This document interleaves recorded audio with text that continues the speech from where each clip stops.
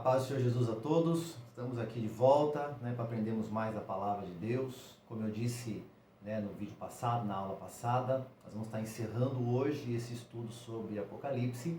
E como eu falei desde o princípio, a nossa intenção nesse primeiro momento falando sobre esse assunto aqui era simplesmente falar sobre a cronologia dos eventos do fim. E também disse lá no começo, respeitando os pensamentos diferentes, mas entendendo que o propósito é aguardar a volta do Senhor, é estar pronto para o momento, para o tempo de Cristo na nossa vida, amém? Então hoje nós vamos estar encerrando, ainda que na aula passada já chegamos ali até o final ali do livro de Apocalipse, mas eu disse que faria mais uma aula extra, essa que vai ser a última, vai ser uma aula extra, falando sobre o nosso tempo.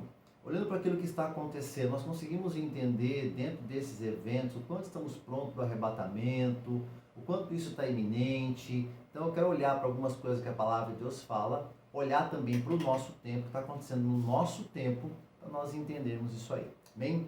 Vamos lá? Vamos tentar entender isso, vamos tentar compreender isso através da palavra de Deus? Então, eu coloquei aqui duas coisas importantes para nós iniciarmos. O último grande evento, quando nós olhamos para aquela ideia que eu coloquei lá no começo, de olhar para as festas anuais de Israel, falando como cada uma daquelas festas diz respeito a um evento relacionado à igreja, relacionado a Israel também, nós entendemos que o último grande evento, olhando para essa perspectiva, por essa perspectiva, é o Pentecoste, quando Deus derrama do Espírito Santo, quando o Espírito Santo é derramado ali no dia de Pentecostes sobre aquele grupo de 120 pessoas que aguardaram ali no Senhor, como o Senhor havia falado, e foram cheios do Espírito Santo. Dali então começou a haver também o batismo com o Espírito Santo, outros foram alcançados, até chegar também ao nosso tempo. Nós vivemos isso hoje. Então esse foi o último grande evento. Mas, olhando por essa festa, por essas festas, qual é o próximo? O próximo é o arrebatamento, a festa das trombetas. Então nós estamos entre esse evento que já aconteceu, o último, que é a festa do Pentecoste, o evento do derramar do Espírito Santo de Deus, e o próximo evento, que é a festa das trombetas, que é relacionado ao arrebatamento, amém? E para nós entendermos melhor sobre isso, eu quero convidar você a abrir aí a sua Bíblia no livro de Mateus, lá no capítulo 24, nós vamos ler do versículo 1 até o versículo 13, amém? Então Mateus 24, 1, diz assim: Jesus saiu do templo e, enquanto caminhava, seus discípulos aproximaram-se dele para lhe mostrar as construções do templo. Então eles estavam ali, em meio à obra que Jesus estava realizando de levar o evangelho e também de morrer na cruz, Eles passaram pelo templo, então os discípulos falam com o Senhor para que o Senhor olhasse para o templo, olhasse para a construção do templo, começaram a falar daquilo para ele. Aí Jesus vai dizer para eles, vocês estão vendo tudo isso? Perguntou ele. Eu lhes garanto que não ficará aqui pedra sobre pedra, serão todas derrubadas. Amém? Do que Jesus estava falando aqui?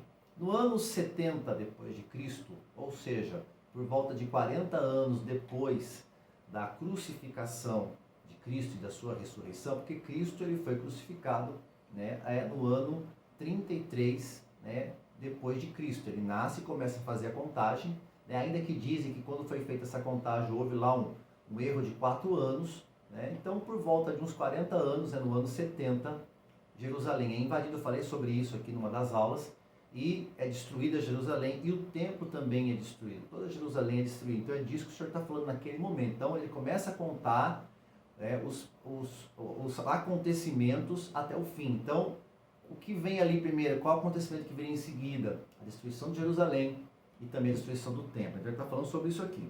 Tendo Jesus se assentado no Monte das Oliveiras, os discípulos dirigiram-se a ele em particular, no tempo deles, e disseram: diz-nos quando acontecerá essas coisas. Então, vamos prestar atenção nas perguntas que são feitas aqui. Então, quando acontecerá essas coisas? O Senhor falando. Então, qual é essa pergunta que eles estão fazendo aqui sobre o que Jesus tinha acabado de falar, algumas horas antes, porque fala que depois, quando eles estavam sozinhos, ele vai perguntar. Então, o que Jesus tinha falado? Que o templo seria destruído. Então, a primeira pergunta é: quando isso vai acontecer?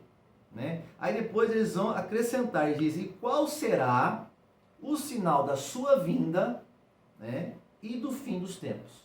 Então, baseado agora nessa pergunta, Jesus vai começar a responder para eles. Então, o que nós vamos ver aqui no livro de Mateus, capítulo 24, no capítulo 25, é Jesus falando de alguns acontecimentos. Nós vamos ver que, ele vai estar falando do seu arrebatamento, Ora ele vai estar falando do tempo da tribulação, ora ele vai estar falando do tempo da sua segunda vinda. Você lembra nas outras aulas que o arrebatamento não é contado como a segunda vinda do Senhor, porque ele não chega até essa terra. Né? Os salvos, os arrebatados, tanto aqueles que morreram, que vão receber o seu corpo, como os que estiverem vivos e forem arrebatados e transformados, eles vão encontrar o Senhor nos céus. Então a segunda vinda é quando Jesus vem depois da tribulação, né? E até nós fizemos lá, usando a palavra de Deus, né? Quando o Senhor fala sobre o ladrão que vem à noite, que é algo que ninguém está vendo, fala sobre o arrebatamento. Quando ele fala sobre o raio que vai cruzar o céu, algo visível, ele fala da sua segunda vinda, porque quando ele vier, as nações todas verão ele, né? No arrebatamento não, só a igreja vê, mas na sua segunda vinda, então todo mundo vai ver. Então eu vou começar a fazer uma mescla dessas coisas aqui, falando sobre esses acontecimentos, né, que viriam então depois. Amém? Então, vamos lá. Versículo 4. Jesus respondeu: cuidado que ninguém os engane. Então, quando eu olho para a palavra de Deus, eu não vejo na palavra de Deus nada que seja desnecessário. Então, quando o Senhor fala, cuidado para que ninguém vos engane, e dá esse alerta, ele não deu esse alerta à toa.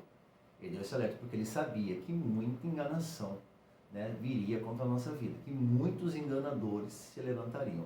Alguns enganadores, pessoas mal intencionadas, com a intenção de enganar, usados pelo diabo, e alguns até na intenção de tentar fazer a coisa certa, mas com um mau entendimento, fazendo algumas coisas que não eram boas, né? Então, ele continua aqui, versículo 5. Pois muitos virão em meu nome, dizendo, eu sou o Cristo, e enganarão a muitos. Então, Jesus está falando que muita gente iria se levantar, dizendo ser o Cristo, e ele fala aqui, e vão enganar muita gente. Muita gente vai cair nisso. Irmãos, desde que Jesus falou isso aqui, na história aí até o nosso momento, muitas pessoas se levantaram como anticristo, como Cristos, né? Dizendo ser Cristo. Muitos se levantaram. É claro que também muitos se levantaram no espírito do anticristo, né? Não sendo o anticristo, mas no espírito dele. Mas muitos se levantaram dizendo, olha, eu sou o Cristo. Você vai pegar aí, você pode entrar lá no Google, dar uma olhada na história, que no YouTube há alguns documentários falando sobre isso também, onde você vai ouvir muita gente falando sobre, algumas pessoas se levantaram como dizendo, olha, eu sou Cristo. Mas no nosso tempo, irmão, isso tem se multiplicado. Nós começamos a olhar agora para esse momento da nossa vida, você vê que existem alguns no nosso tempo. Você pode dar uma pesquisada nisso, tá? Dá uma entradinha lá nas redes sociais, lá nas buscas, né, nos estudos aí, e você vai ver que fala-se de algumas pessoas hoje, né, no mundo afora aí, que estão se proclamando Cristo. Inclusive no Brasil há um caso desse, né, mas no mundo afora também há, né, aqui na América Central há um caso desse, lá na Europa também, há alguns casos que na Ásia também há casos sobre isso, e que muita gente tem seguido, né, enganando muita gente está acreditando que essas pessoas realmente são o Cristo, tá? Então, isso tem acontecido nos nossos tempos. Isso é uma marca, né? Eles perguntaram, quando é que vai vir o fim? Ele começa a falar do que vai preceder o fim. Então, uma das marcas é muita gente se levantando e falando, olha, eu sou o Cristo, falsos cristos, e que vai enganar muita gente. Bem? Versículo 6. Vocês ouvirão falar de guerras e rumores de guerras, mas não tenham medo. É necessário que tais coisas aconteçam, mas ainda não é o fim. Então ele começa a falar agora também sobre rumores de guerra. Nós sabemos que guerra sempre existiu. Se você vai olhar para a história toda, você vai ver muitas histórias de guerra. Mas nós temos visto nos últimos tempos, então, como tem se multiplicado isso, né? Começamos agora mesmo esse ano de 2020 com a iminência de uma guerra que poderia até, né, se levar a uma guerra mundial, né? Um clima lá muito ruim aí de nações, né? E até mesmo a questão do coronavírus agora também, com tantos ataques, né, entre nações e situações que não são exatamente palavras de guerra, mas que colocam uma nação contra a outra. Então nós ouvimos muito isso se multiplicar no nosso tempo. E a palavra fala que isso é necessário.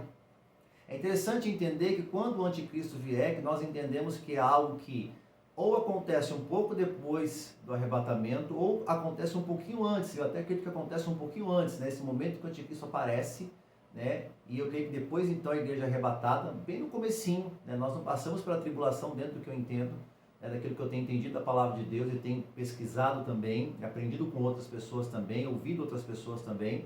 Aquele que a gente chega a vê-lo, ele vem com uma proposta de paz. Então, uma proposta de paz teria peso em um mundo que não há guerras, ou que não há rumores de guerra, que não há tensão? Então, é necessário que isso aconteça. Mas ele está dizendo assim, olha, mas ainda não é o fim, né? Nós entendemos que ainda não é o fim, a palavra está falando, ainda não é o fim, vai vir depois. Aí ele diz, nação se levantará contra nação, e reino contra reino. Haverá fomes e terremotos em vários lugares. Novamente, que no começo do versículo 7 fala sobre nação contra nação. Não fala exatamente sobre guerra, mas nação se levantando contra outra nação. É o que nós temos visto também nesses últimos tempos. Quantas tensões, né, estão acontecendo aí entre nações, né, por muitas e muitas situações, né, reinos contra reinos. Mas ele fala que haverá fome. Pastor, mas sempre houve fome. Mas também é uma marca, né, do fim também, fome. Porque uma das propostas do anticristo também, além da paz, é também, né, exterminar, acabar com a fome no mundo. Então tem toda essa questão também. Agora, o que ele fala aqui sobre terremotos em vários lugares. Também sempre houve terremotos. Você vê menção de terremoto na Bíblia, né? A palavra fala lá do tempo do rei Uzias que houve um grande terremoto, né? Algo que realmente marcou, foi algo muito forte, porque fica registrado até mesmo na palavra de Deus. Mas, irmãos, os pesquisadores e historiadores estão dizendo que nunca houve tanta incidência de terremoto como nos últimos tempos. Se analisando tudo que eles têm como, né, analisar essas coisas lá com seus equipamentos e tudo mais, mas nunca houve na história um período com tanto terremoto como nos nossos tempos. É algo que você também pode pesquisar lá, né? Entra lá na internet e pesquisa sobre isso também. É um tempo de muitos terremotos, amém? Olha que ele fala, e tudo isso será o início das dores. Então não é nem o momento culminante, não é nem a pior parte, porque qual é o tempo das dores mesmo, né? A gente entende que isso vai ser lá no tempo da tribulação, mas ainda assim, eu quero olhar para um outro aspecto dessa palavra aqui. O que ele fala como princípio das dores? Ele está falando sobre a questão do parto. Está falando exatamente de uma gestação, né, que vai transcorrendo toda a gestação, mas chega um determinado momento, e isso já é perto do nascimento, onde começa a ver as dores do parto, as contrações, né? Eu já vi pessoas ter contração por alguns dias, mas tem gente que só tem contração exatamente no dia que vai ganhar neném, né? Que vai ter lá o parto. Então nós não sabemos dimensionar quando começa, né, essas contrações, qual é o momento então que vem o que nós chamamos de nascimento, o acontecimento principal dessa história. Então, o que o senhor está marcando aqui é que todos esses eventos que ele está aqui descrevendo são o início. Quando nós começarmos a ouvir falar sobre isso, é como a mulher que passou lá os 9 meses grávida, ela começa a sentir a dor, ela sabe, olha, tá para nascer. Está chegando o momento do nascimento. É claro que é tudo uma contagem de datas hoje, né? As pessoas conseguem calcular, mas a contração marca claramente isso daí. Olha, está perto de acontecer. Então, o que o senhor está falando? Quando vocês começarem a ver esse sinal, então vocês entendam, começou as contrações. Agora, quando é que nasce? Como eu acabei de falar, pessoas que têm contração, às vezes dias antes, né? Passam dias, às vezes de um dia para o outro. É claro que também alguns vão lembrar, né, que a palavra fala que para Deus, um dia é como 1000 anos é como um dia, talvez comece a ter agora as contrações, mas isso ainda vai durante muito tempo. Mas é uma palavra que me chama a atenção nesse momento, que o Senhor disse que o Senhor abreviaria os finais dos tempos, abreviaria, né, o tempo nos últimos dias, para que as pessoas pudessem suportar, inclusive os escolhidos. Então a gente entende que esse momento em que começa essas dores de parto, né, o princípio de dores, é um momento também em que Deus vai abreviar o tempo. Então é muito, muito próximo o tempo que começa o princípio das dores, com esses eventos ocorrendo. Amém? Então fica essa marca, isso aqui é importante. Tudo que nós estamos vendo aqui, que nós estamos conseguindo enxergar que no nosso tempo aumentou o número de terremotos, aumentou o número de rumores de guerra, e até mesmo quantidades de guerras que estão acontecendo, né? Estão acontecendo guerras aí pelo mundo, né? Isso é o princípio das dores. Algo está dizendo, olha, está perto de acontecer o nascimento. Amém? Está perto de acontecer esses acontecimentos aqui. É isso que o Senhor está falando. Versículo 9. Então eles os entregarão para serem perseguidos e condenados à morte. E vocês serão odiados por todas as nações por minha causa. Irmãos, nos últimos dias eu tenho visto muito, eu sei que você também está vendo, um ódio contra a igreja. principalmente com aqueles que estão pregando a palavra de Deus, né? Hoje, quando alguém se levanta e prega a palavra de Deus, fala, olha, isso aqui a palavra de Deus diz que é pecado, né? Estão sendo taxados como um discurso de ódio. Não como nós temos visto nesse dia.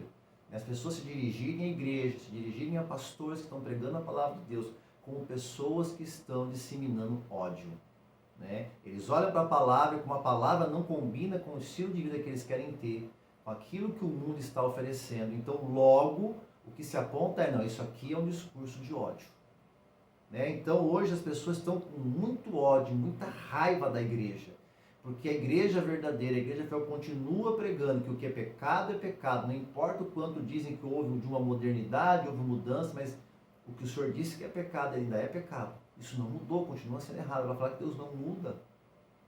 Então, nós temos visto muito disso, né, nesses últimos tempos. Quantas pessoas realmente têm odiado, né, a igreja, né? Uma outra coisa também que eu até ia citar, eu passei quando fala de muitos falsos profetas que se levantariam também no nosso tempo, né? Eu até vou ler um pouquinho mais para frente isso também, mas falo dos falsos cristos lá também.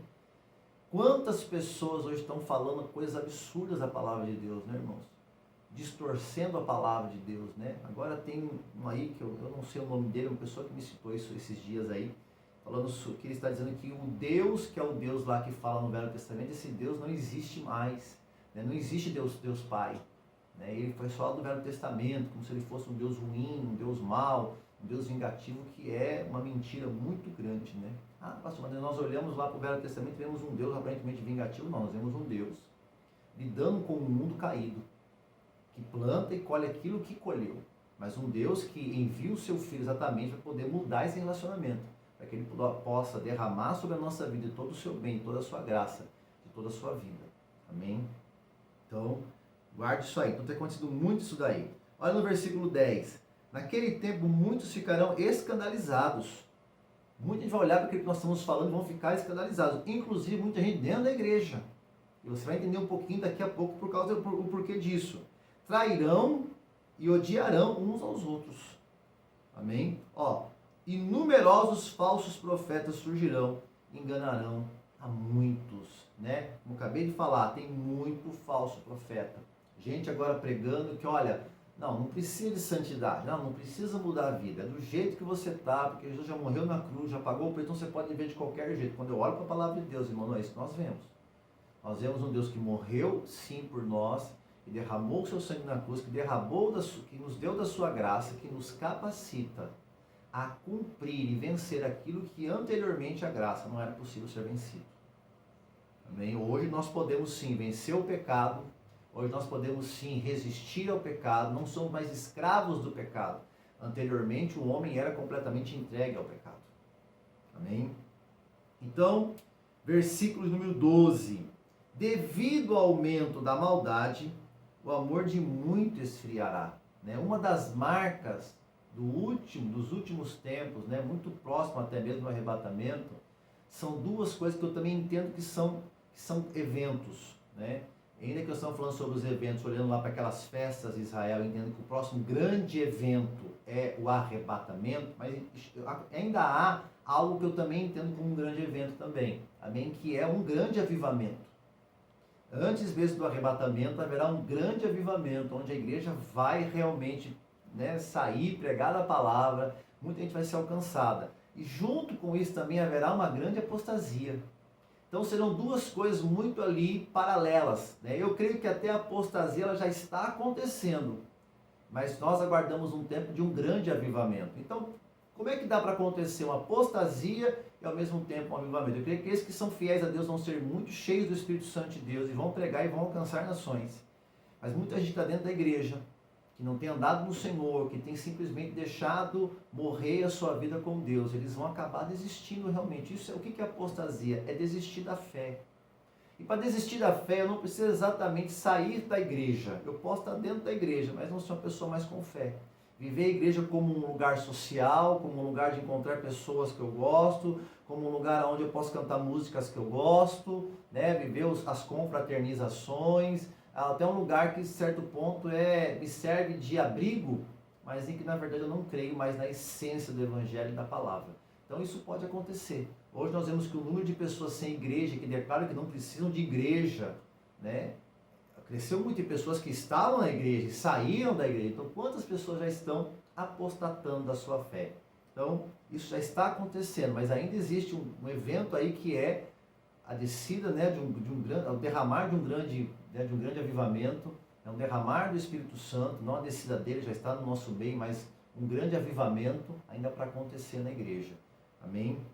E para nós entendermos bem isso daí, vamos olhar lá, até eu falei isso na nossa primeira aula, sobre como as igrejas do Apocalipse, lá de Apocalipse 2 e 3, para onde Jesus fala para João mandar as cartas, representam igrejas que foram literais, igrejas que existiram, que não existem mais, mas também representam a igreja na sua história, né? E que as duas últimas, Laodiceia e Filadélfia, representam exatamente a igreja do fim. E por que duas representam um fim? Porque é aquilo que eu acabei de falar. Tanto haverá de uma apostasia como haverá de um avivamento. Uma igreja que vai estar firmada, uma igreja verdadeira e uma igreja vivendo de aparência, né? de questões sociais, mas não de um verdadeiro evangelho.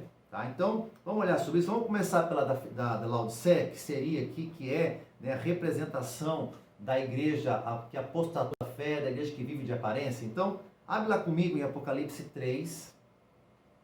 Nós vamos ver do versículo 14 até o versículo 22. Apocalipse 3, né, do versículo 14 até o versículo 22. Então, Apocalipse 3, do 14 ao 22. Então, vamos lá. Ao anjo da igreja em Laodiceia, escreva. Está falando para quem se manda a carta.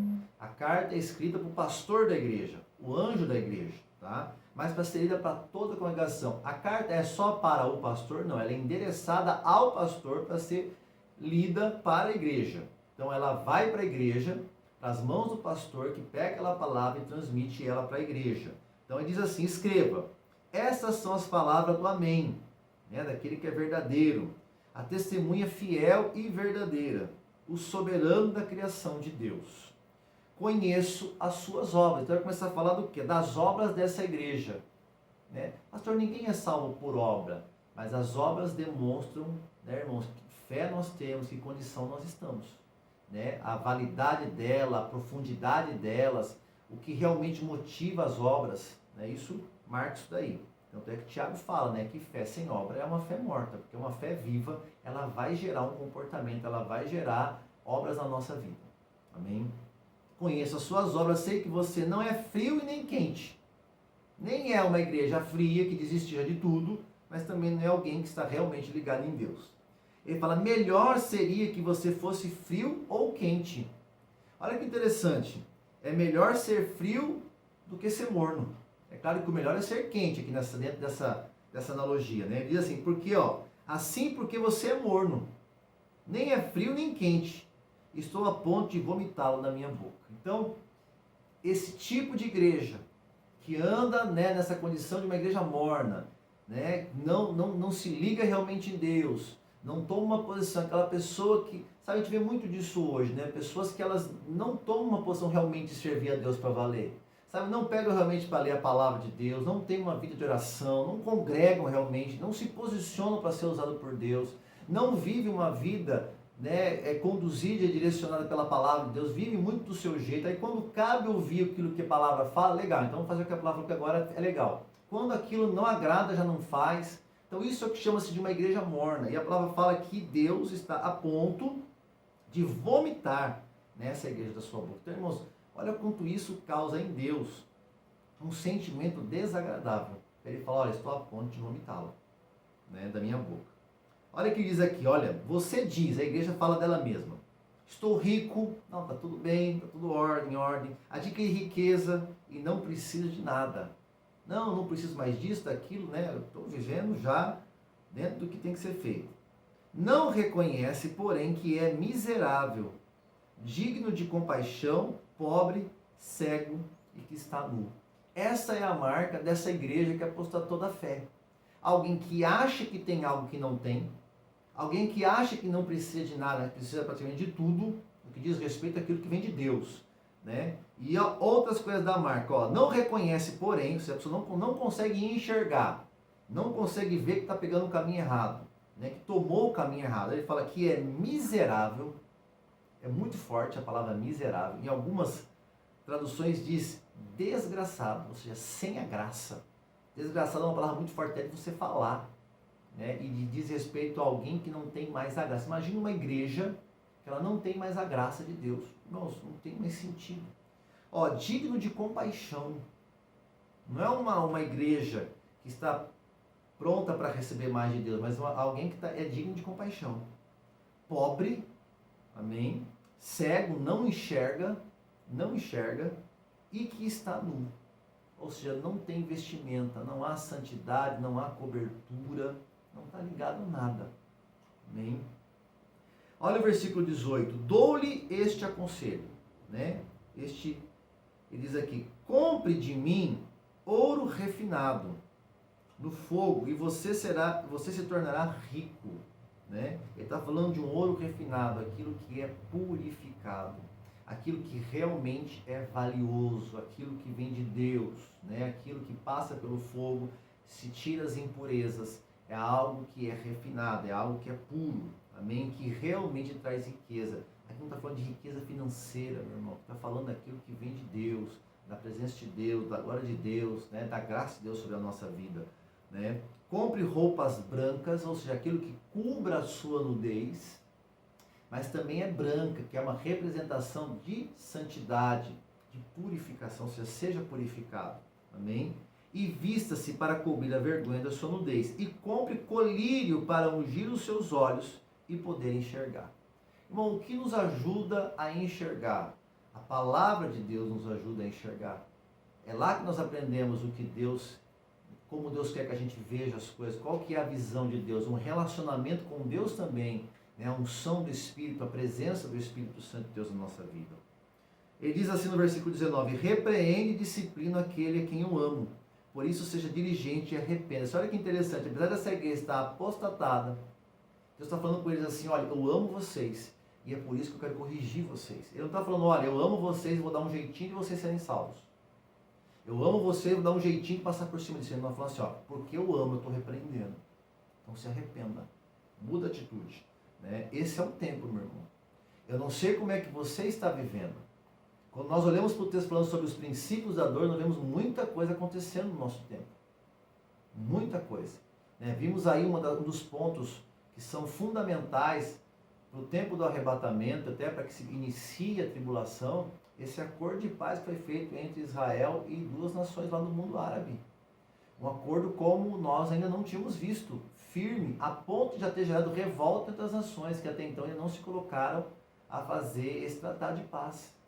Já foram feitos outros que não gerou nada, e também não durou nada, né? Não deu em nada. Mas esse agora já gerou muita coisa. É claro que para que haja o acordo de paz que a gente tem falado sobre os últimos tempos, é necessário que seja um acordo, né, de Israel com todo o mundo árabe. Mas já é um grande começo. Já é um grande começo. Então, nós estamos vendo aqui esses princípios de dores, os acontecimentos. Né? Uma coisa também que é muito importante para que aconteça esse tempo do fim, né, que vai marcar também o reinado do anticristo, é a construção do terceiro templo. Lembra que eu falei que no ano 70 depois de Cristo, o templo é destruído. O segundo templo foi destruído, né? Porque o primeiro foi no tempo do exílio, quando o povo foi para a Babilônia. O segundo foi destruído lá no ano 70, pelo Império Romano. Então, uma das coisas do final dos tempos é a construção do terceiro templo. Irmãos, eu nunca ouvi falar tanto assim, né, de estar tão próximo a essa construção, de ser tão palpável isso como nos últimos tempos.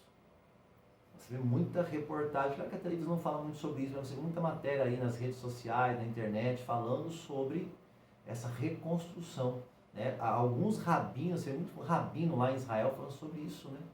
Sobre essa possibilidade desse momento da construção do terceiro templo. Existe até mesmo um candidato aí, né, ao governo lá de Israel, que é uma pessoa mais voltada para essa área religiosa, e ele tem falado claramente sobre essa questão de reconstruir, né, de construir o terceiro templo. Então isso está muito próximo. Então, olhe para essa igreja, uma igreja que apostatou da fé. Como é que você tem vivido hoje? Você é uma pessoa que vive segundo os preceitos da palavra de Deus? Ou você simplesmente vem à igreja de vez em quando, ou não vem quando não acha ou quando não é bom, ouve a palavra quando você quer ou não, ou você tem realmente bebido da fonte de Deus, tem andado realmente, ou é aquele tipo de crente, não, isso tem nada a ver, não, eu sou de Deus, faz do seu próprio, não, mas eu sou de Deus, eu sabe todas as coisas, né? Como você tem sido? Então a palavra está falando assim, ó, eu estou te dando tempo, porque eu repreendo a quem eu amo. Ele está falando, arrepende-se, né? Ser diligente. O que é ser diligente? É se aplicar em se arrepender, é se aplicar em gerar uma mudança na sua vida. É claro que a mudança vem pelo poder de Deus, mas é uma decisão que nós tomamos, é aquilo que nós nos aplicamos para fazer. Amém? Ele diz aqui no versículo 20, eis que estou à porta e bato. Ou seja, se ele está à porta, ele não está dentro, mas está na porta batendo para entrar. E ele fala, se alguém ouvir a minha voz e abrir a porta, entrarei e cearei com ele e ele comigo. Então ele está falando de voltar a ter comunhão. Ou seja, uma igreja que precisa voltar a ter comunhão com Deus. Né? Ao vencedor darei o direito de sentar-se comigo em meu trono. Né? Ele está falando aqui já do reino dele. Assim como eu também venci e sentei-me com o meu Pai no meu trono, no seu trono. Olha o que diz no finalzinho aqui. Aquele que tem ouvidos, ouça o que o Espírito diz às igrejas. É interessante que ele manda uma carta para cada igreja. Mas no final ele coloca a mesma frase, diz, aquele que tem ouvidos, ouça o que o Espírito diz às igrejas. Então ele está falando, olha para o que eu estou falando para a sua igreja, mas olha o que eu estou falando para as outras igrejas, olha para as outras cartas. Naquele tempo já era um chamado, então não era algo somente para essa igreja que ouvia, ainda que essa era a condição dessa igreja, mas outros podiam ouvir e falar, não, vamos cair nisso aqui. Mas ele está deixando claro que não é, ainda que ele fala ao anjo da igreja no começo da carta, eu estou falando para o anjo da igreja, mas no final ele fala, quem tem que ter ouvidos é a igreja toda. Não é só o anjo tem que ter, mas toda a igreja tem que ter ouvidos. Estar pronto a ouvir o que Deus está falando. E ouvir aqui não é um ato de escutar, não, escutei o que foi falado. Não, ouvir aqui é escutar, é entender. Se não entendeu, buscar entender, compreender e o mais rápido possível aplicar aquilo que entendeu da parte de Deus na sua vida. Né? Então, é isso aqui, isso é um alerta. Isso é uma das igrejas lá do final dos tempos, no final dos tempos. Né? É uma igreja que apostatou da fé. Amém? Ao contrário dessa igreja, a igreja de Filadélfia, amém? Apocalipse 3, também. Vamos ler do versículo 7 até o versículo 13. Olha o que ele diz aqui. Ao anjo da igreja em Filadélfia, escreva: essas são as palavras daquele que é santo e é verdadeiro, que tem a chave de Davi. O que ele abre, ninguém pode fechar, e o que ele fecha, ninguém pode abrir. Amém? Então ele vai começar aqui. Conheço as suas obras. Provavelmente ele está olhando para as obras. Né? Ah, pastor, mas não é pela graça como eu acabei de falar? Sim, mas as obras demonstram, irmãos, como nós temos recebido da graça na nossa vida. Amém? Isso é importante. Ela vai gerar obra na nossa vida, vai nos capacitar. Eis que coloquei diante de você uma porta aberta. Olha que interessante. A igreja que é fiel, ela tem uma porta aberta na sua frente, que ninguém pode fechar. Aquilo que Deus tem preparado para a sua igreja, irmão, ninguém pode impedir. Coisas podem se levantar? Sim. Podem gerar alguns tipos de transtorno? Sim, mas não pode impedir o que Deus tem para realizar na igreja. Sei que você tem pouca força, está falando de tempos difíceis, né? Nesse momento nós estamos vendo tempos difíceis, como eu falei, hoje a igreja é olhada como um lugar de palavra de ódio, né? As pessoas falam torto e direito contra pastores, torto e direito contra a igreja. Nós falarmos alguma coisa, não, isso é discurso de ódio. A pessoa fala sobre, né, os crentes morrerem, pastores morrerem, mas se a gente vem falar assim, ó, isso aqui é pecado, não, seu discurso é de ódio. Né? Como realmente a igreja tem sido atacada nesse momento. Né? E até foi falado sobre esses dias lá na ONU, né?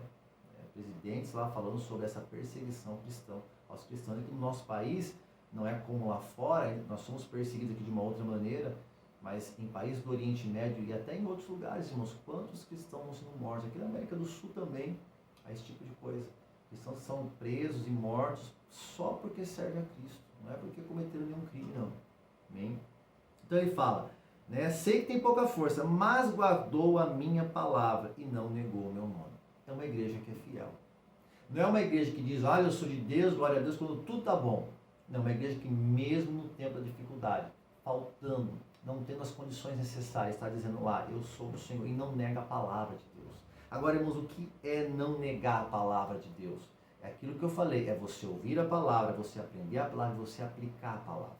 Não é alguém que fala assim, não, eu acredito na palavra de Deus, não, eu amo a palavra de Deus, eu amo a Bíblia. Não, ele está falando de gente que ouve, que recebe e pratica, mesmo em tempos difíceis, mesmo quando parece que é preciso fazer outra coisa, quando se oferecem outras oportunidades de resolver o problema, mas a pessoa sabe que é Deus quem muda a vida dele, é Deus quem sustenta, é Deus quem supre, é Deus quem transforma, e ele não abre mão de cumprir a palavra de Deus. E fala aqui que não só a palavra, mas também não negou o nome do Senhor.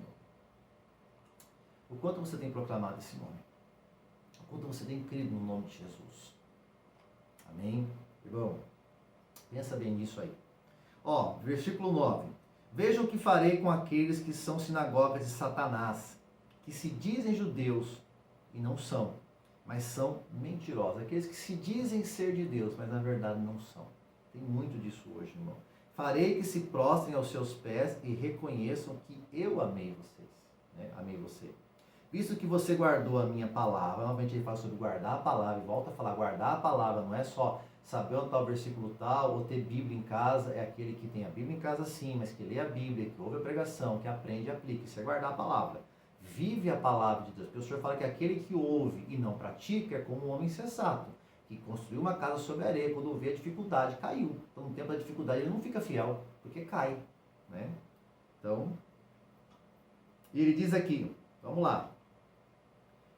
Visto que você guardou a minha palavra de exortação, né, de incentivo à perseverança, exortar é incentivar, tá? Diferente de corrigir, né? Exortar é incentivar a perseverança, não desistir.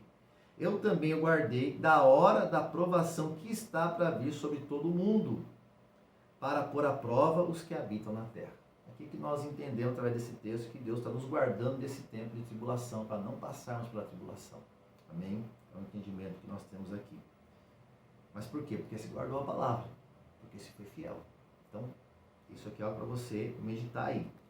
Versículo 11. Venho em breve, retém o que você tem, ou seja, não abre mão do que você tem alcançado em Deus.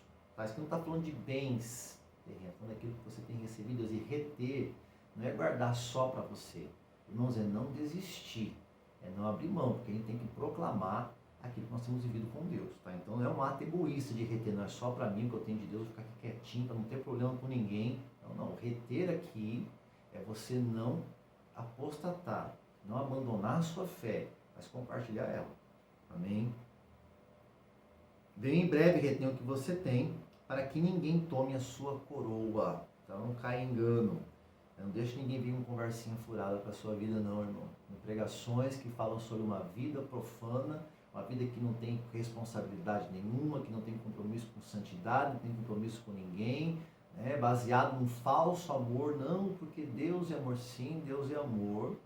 E ele disse que Deus enviou o seu Filho para morrer na cruz, para todo aquele que nele crê, crer nele naquilo que ele falou, e crer não é só ouvir e dizer que acreditou, é realmente cumprir, né? Não pereça, mas tenha a vida eterna. Amém? Versículo 12. Farei do vencedor uma coluna no santuário do meu Deus. Amém? E dali ele jamais sairá. Está falando aqui já, né, da eternidade. Escreverei nele o nome do meu Deus e o nome da cidade do meu Deus, a nova Jerusalém, que desce do céu da parte de Deus. Lembra que no último estudo, é sobre a Jerusalém que vai estar descendo. Então vai ser uma coluna ali, alguém que vai estar firmado, alguém que vai ser, né, como uma coluna ali naquele lugar. Não é ficar parado lá não, como coluna não, tá, irmão? Não é esse sentido não. E também escreverei nele o meu novo nome. Novamente ele fala, aquele que tem ouvidos, ouça o que o Espírito diz às igrejas. Amém? Então a carta que é enviada ao pastor da igreja, mas para que toda a igreja ouça e aplique. Amém?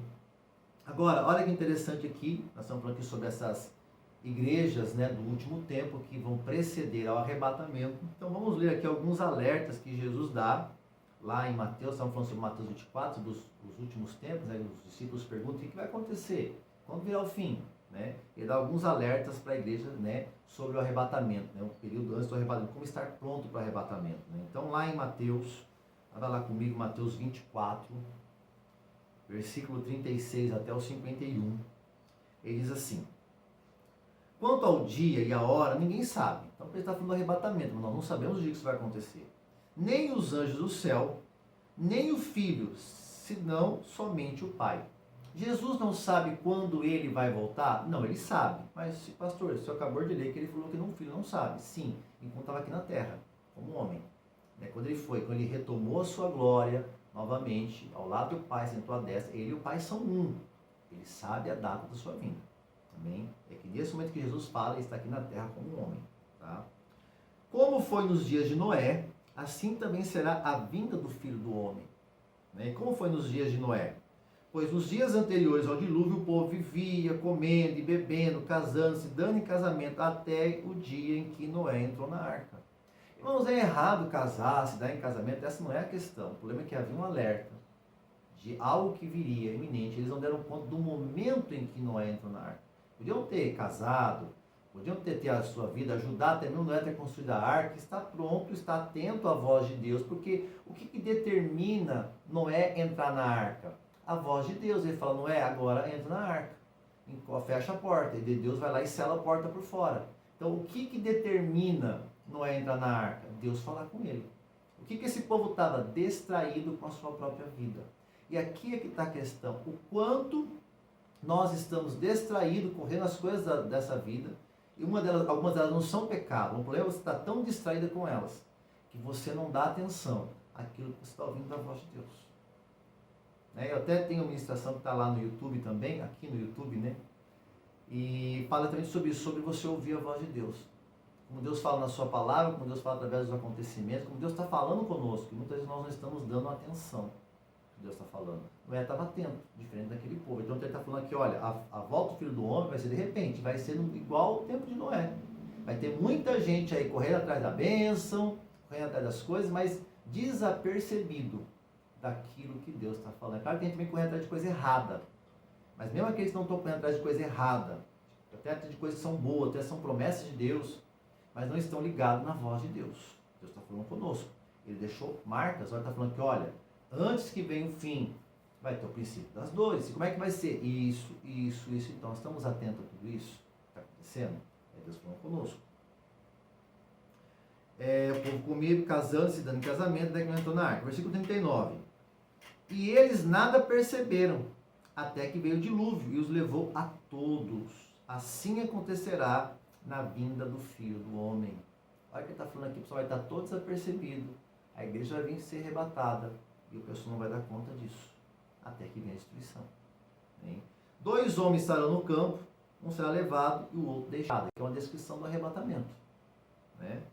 Porque tem a minha filha, quando ela era pequenininha, ela ouvia essa palavra, sobre estar 2 pessoas juntas. Então ela achava que onde tivesse 2 pessoas juntas, uma subiria e a outra ficaria. Até que ela entendeu depois, quando cresceu, que não é isso. Ele está falando aqui de pessoas que podem estar juntas dentro de um trabalho, de um serviço ou de alguma coisa, uma servindo a Deus, uma ligada em Deus e a outra não, a outra distraída.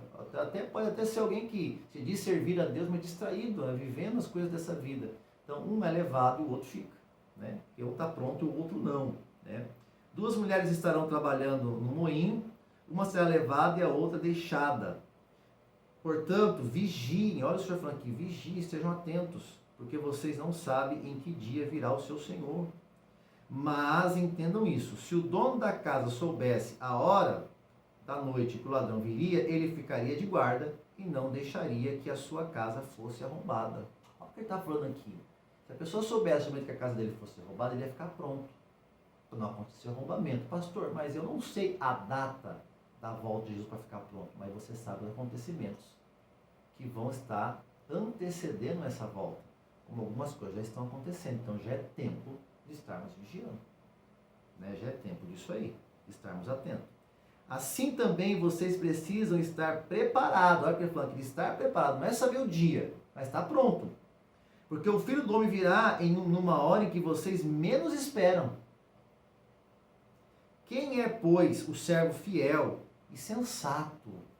Olha novamente ele falando sobre esse sensatez. Lembra que eu falei aquele que ouve a palavra e não pratica é o insensato?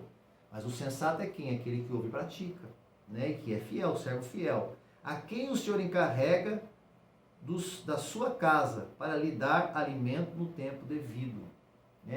Deus tem um chamado para todos nós, irmão. Sim, de cuidar da sua igreja, de cuidar do povo que está na igreja. Isso não é só um cuidado do pastor.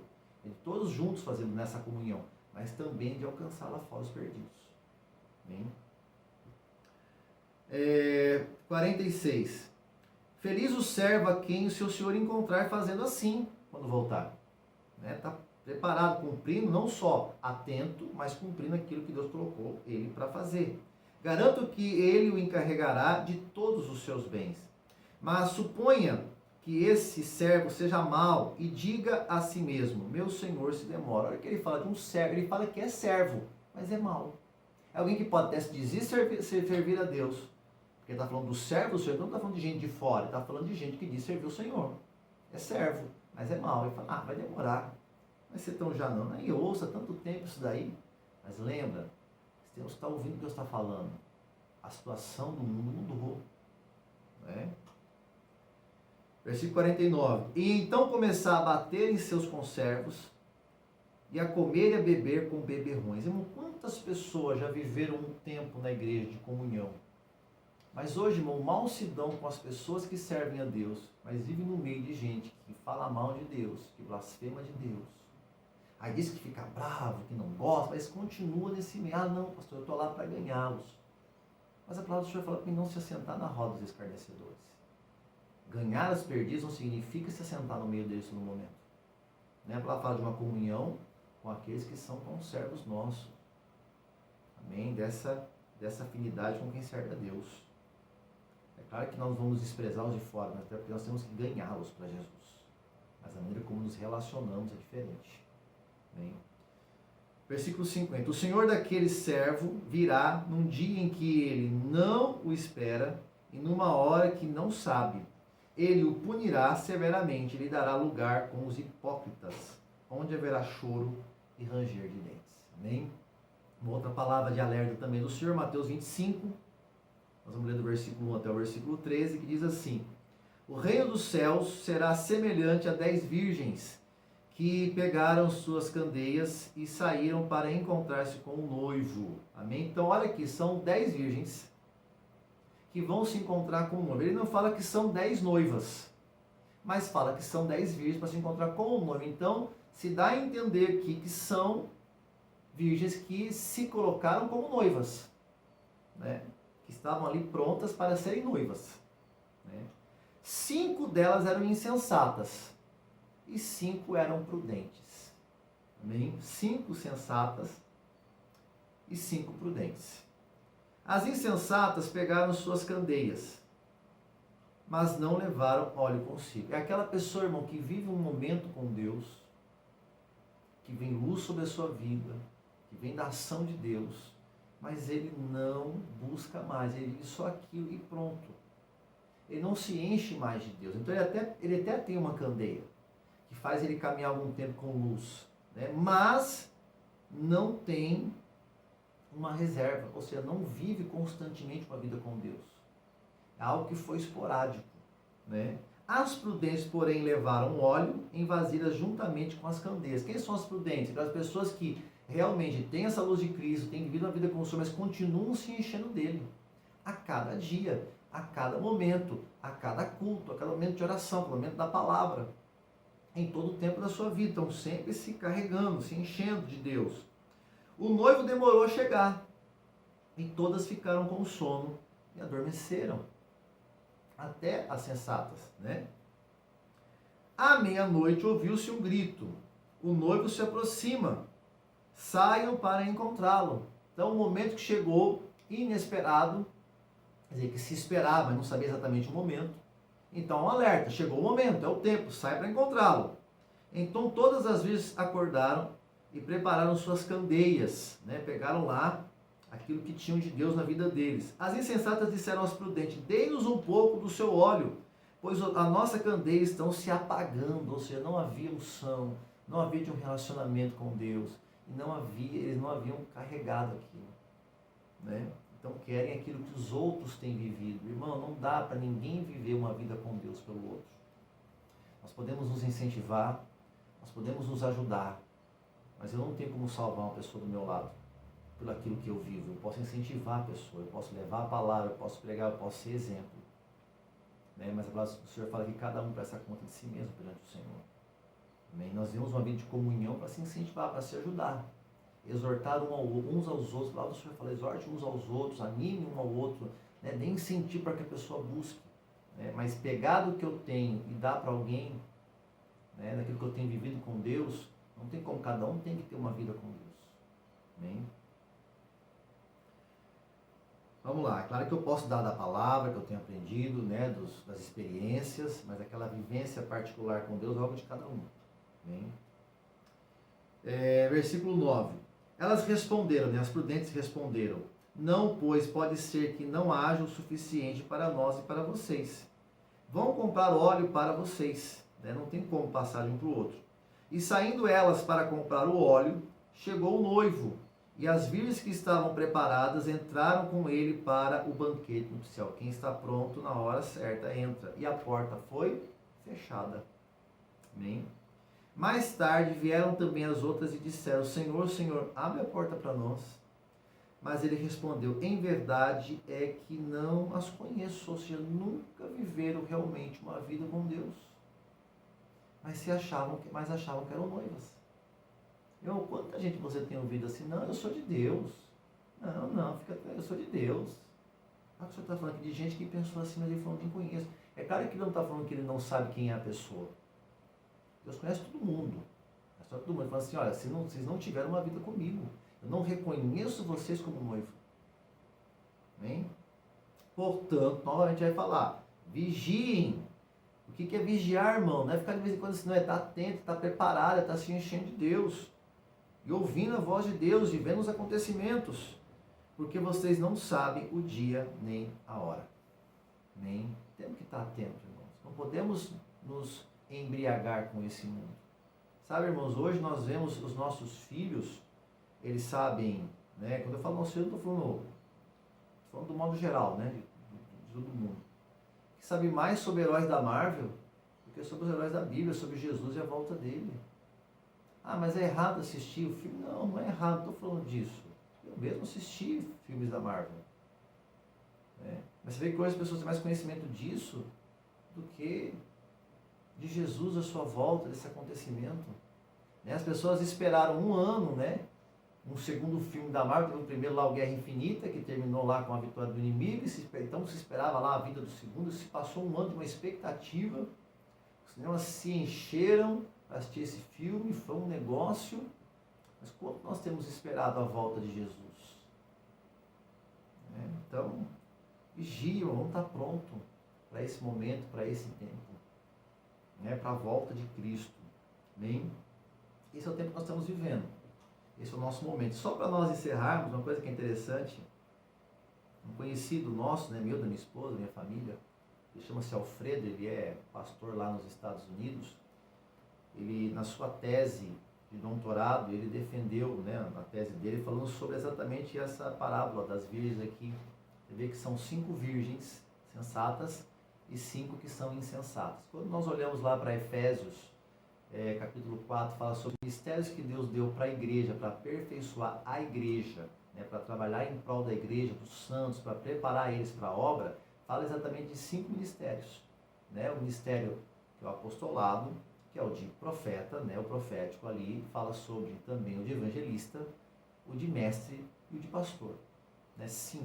Então, irmãos, ele defendeu a tese de que, aqui fala exatamente sobre os ministérios, sobre quem tem feito a obra de Deus com prudência, buscando em Deus, vivendo algo com Deus. Então são 5 que têm cumprido esse propósito, e 5 que até estão no ministério, mas que na verdade não têm feito isso, né, num contato com Deus, cheio da presença de Deus, envolvimento com Deus, tem feito de qualquer jeito, de qualquer maneira, na força do seu braço, tentando simplesmente arrebanhar pessoas. Irmãos, quantas coisas terríveis nós temos ouvido, né, para que as pessoas enchem a igreja. Não é melhor que eu esteja na igreja do que fora da igreja. Querido, eu não concordo com isso. Para estar dentro da igreja sendo enganado, eu não acho que seja melhor. Há uma palavra que Deus sempre me chamou muita atenção, quando o Senhor fala, aquele que põe a mão no arado e olha para trás, ele fala, ele não é digno de mim.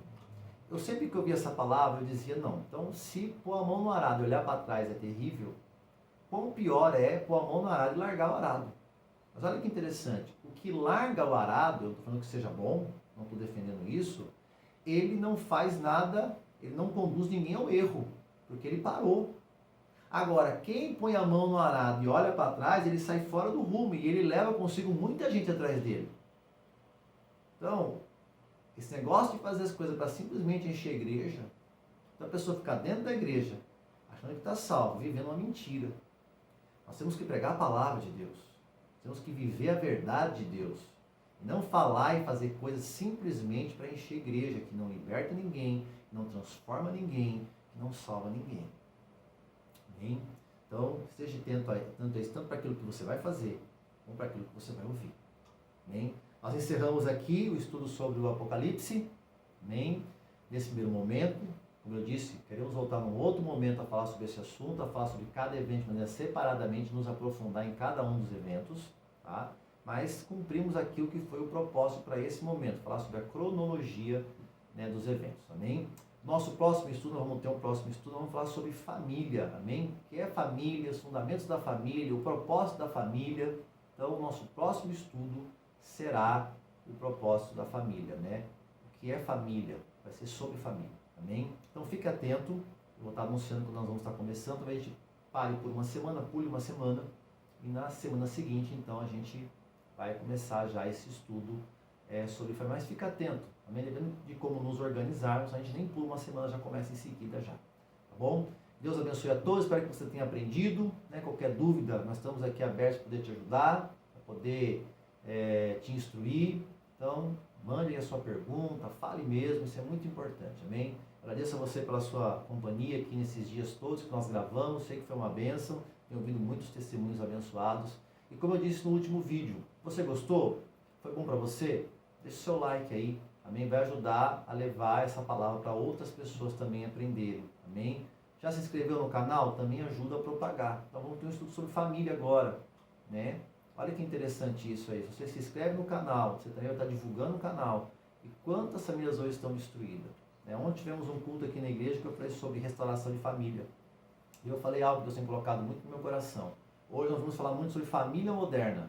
Nós não estamos vendo família moderna, estamos vendo uma família que deixou de ser família. Porque saiu fora dos princípios que Deus estabeleceu para a família. Amém? Vamos entender melhor sobre isso? Então esse é o nosso próximo estudo. E eu conto com você. Deus abençoe a todos, fique na paz e até o próximo.